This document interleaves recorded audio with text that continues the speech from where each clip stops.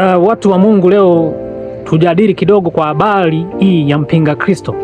Mpinga Kristo ni kitu gani? Unasikia watu wanasema mpinga Kristo, mpinga Kristo. Mpinga Kristo ni nini?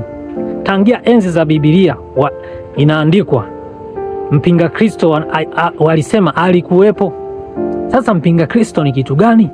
Je, mpinga Kristo ni mtu ambaye hajamkiri Yesu? Au je, mpinga Kristo ni wale watu ambao wanasema Yesu sio Mungu? Je, mpinga Kristo ni hivi vipicha ambavyo wanatuwekeaga mtandaoni? Hivi vipicha ambavyo wanatuwekeaga kwenye filamu, kwenye movie, wanatuonesha kitu kina mapembe, kieleweki, kinaogopesha, ndo mpinga Kristo? Je, mpinga Kristo ni yule mtu anayekuja kukwambia wewe unampenda Yesu, kama umpendi anakukata kichwa? Naam, shalom watu wa Mungu. Karibu sana tutafakari pamoja leo mpinga Kristo, kwa habari ya mpinga Kristo. Mpinga Kristo ni nini?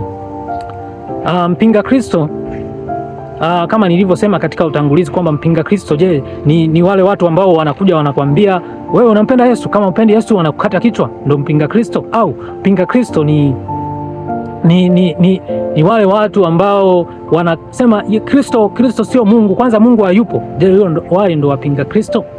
Kama wakina Mwandambo na wakina Wachokonozi, wale ndo wapinga Kristo?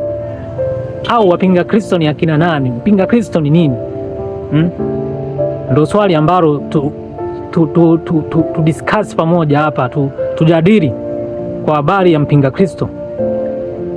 Twende katika moja kwa moja. Nikisema mpinga Kristo au wakisema mpinga Kristo ni mfumo, ni system. Kwa Kiingereza wanasema system. System ni nini sasa?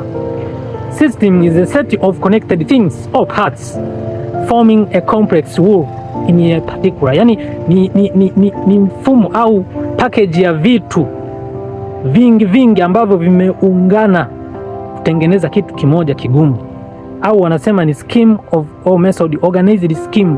Yani ni mpango ambao umekuwa organized, ambao umeunganika na mambo mengi.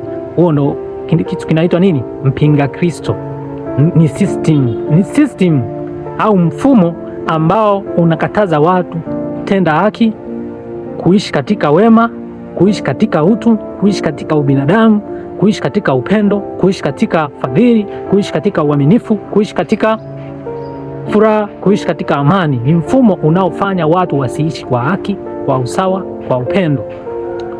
Ndo mpinga Kristo, mfumo. Yani zile namna zote ambazo zinakuweka wewe, zinakufanya wewe usitende wema, ndo zinaitwa mpinga Kristo.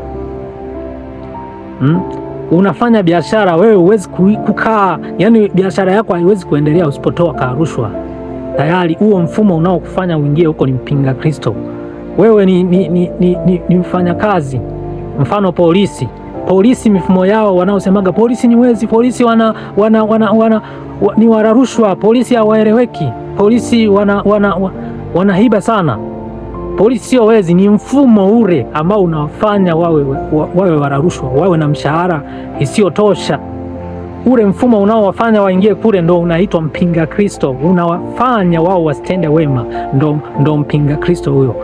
Unapokuwa kazini, wewe unajenga, labda unafanya miradi ya ujenzi wa barabara, ule mfumo unaokufanya wewe utoe rushwa mpaka upate tenda unaitwa mpinga Kristo. Ule mfumo unaowafanya watu wale cha juu mahali fulani mpaka upate cha juu, ufanyeje, yani ujanja mwingi, huo unaitwa mpinga Kristo.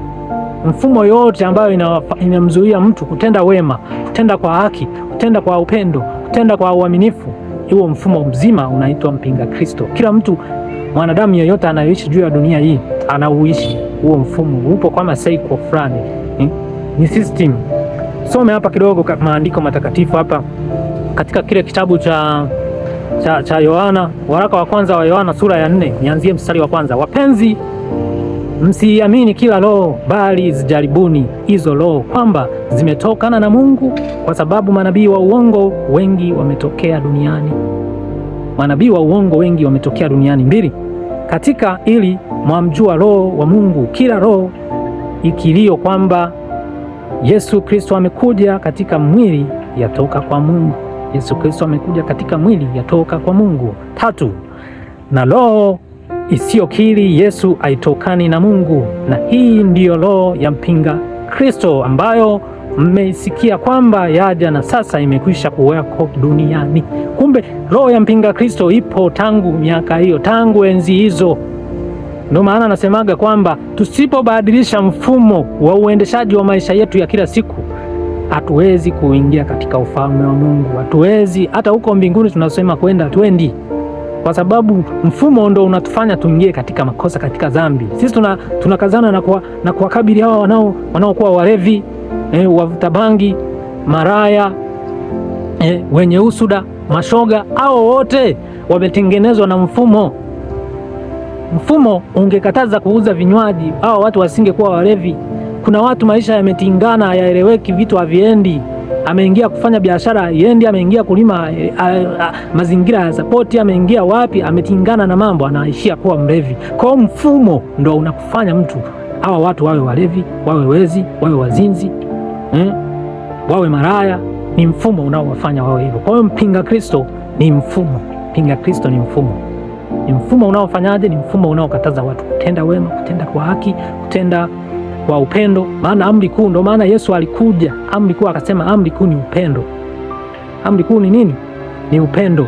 Aliona mji wa Galilaya akaulilia. Alikuwa alilii kwamba anaenda kuumia, au alikuwa anawahurumia kile kizazi, sababu walikuwa hawajitambui. Ndo kama sisi tunaishi katika huu ulimwengu, tupo katika mfumo wa ugandamizaji, mfumo wa kuumizana, mfumo wa kuishi katika namna ambazo ni za mifungo, lakini tunaona tuko sawa, tunaenjoy tu, tunaishi, hatuelewi. Kumbe system hiyo ndo mpinga Kristo. Tunaishi katika mfumo wa mpinga Kristo. Usione hawa mahakimu wanawaonea watu, ni mfumo wanauishi, lakini wenyewe wanaona wanatenda sawa. Kumbe wapo kwenye mfumo wa mpinga Kristo, Kuna mtu alikuwa anaweka kitu akawa anasema mahakama ni au alikuwa anasema magereza ni sehemu ya watu maskini.